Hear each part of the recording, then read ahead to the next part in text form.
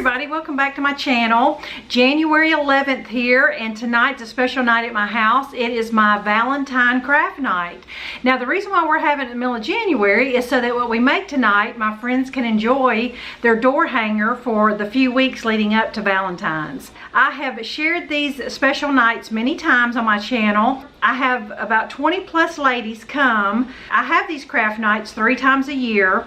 Summer is the only one that I usually skip just due to the heat. We just cannot keep it cool enough in the garage. I normally have had a spring one, a fall one, and a Christmas one. Well, I've been doing this for about 3.5 years now, and so for 2020 I decided that we would do some holidays that haven't been done. You know, it's got to the point where we've all got 2 or 3 Christmas things, we got a few Easter things, a few spring things, and so this year I decided I'm going to do Valentine's and Thanksgiving for sure. So tonight I just wanted to share with you my snack table, some drinks, and how I have my garage set up if you ever find yourself wanting to host one.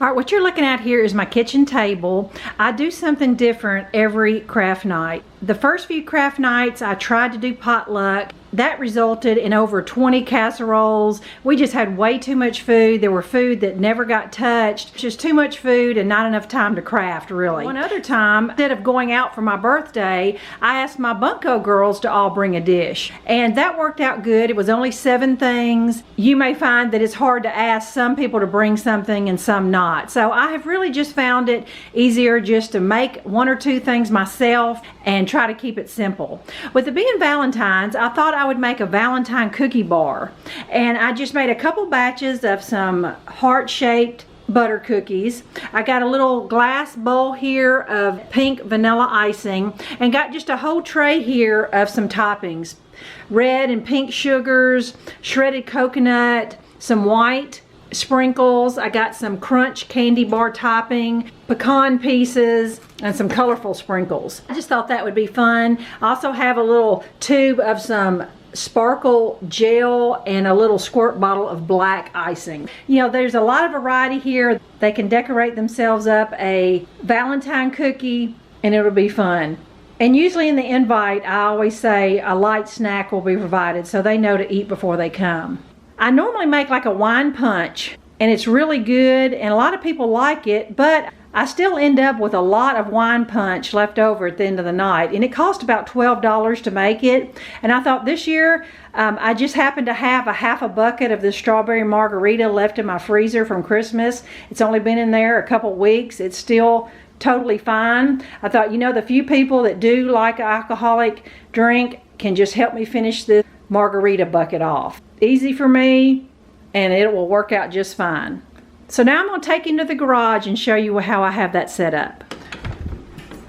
Like I said, I've done this for several years now, and honestly, the more my husband collects, the harder it is for him to clear this out for me to set it up. He is a really big help and a huge support for me, and he doesn't mind doing it a few times a year. I decorate the garage up according to the theme, and with it being Valentine's, I wanted to do something red. So I found these red and white striped bags after Christmas, and it just worked out perfect for tablecloths. I set up the same way every year, but I've never done a Valentine's one, and so I was able to pull out some of my Valentine flags.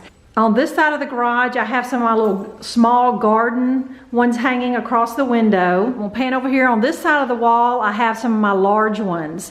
Valentine's is always so fun and colorful with the pink and reds and purples and all the colors that I love. I just don't get to enjoy these flags as much as I would like to. I always have a table set up here.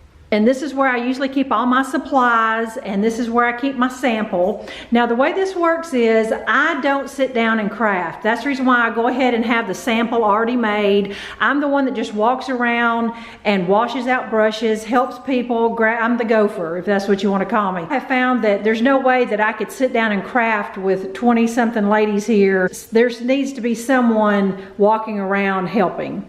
And I've mentioned before how much work this craft night is. Honestly, I make it a little more labor intensive than it needs to be, just because I want to make it special for my friends. I found these little Dollar Tree tissue balls I hung from the ceiling. You know, I do little centerpieces. And that's certainly not necessary, but I'd always like to share with you what I did. Paper doily, a couple little tea light candles, and just some little Valentine arrangements on the table just to make it special and pretty. And I usually get the question, do I do all this for free? And the honest answer is pretty much yes. I do ask everyone to pay $5, and that basically just offsets the cost of the supplies.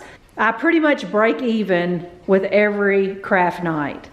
And I've had people try to tell me to charge more, but you know, that's not what it's all about. I just want people to have a good time, and I'm really just trying to instill the love of crafting for people who don't think they're crafty. Really, that's my secret motive. Normally, everyone has their own little paint tray. It's just some little styrofoam plates, but this project only has 3 colors, the red, black, and white. So I'm just gonna do community paint plates. Everybody can just dip their brush in the red, white, or black.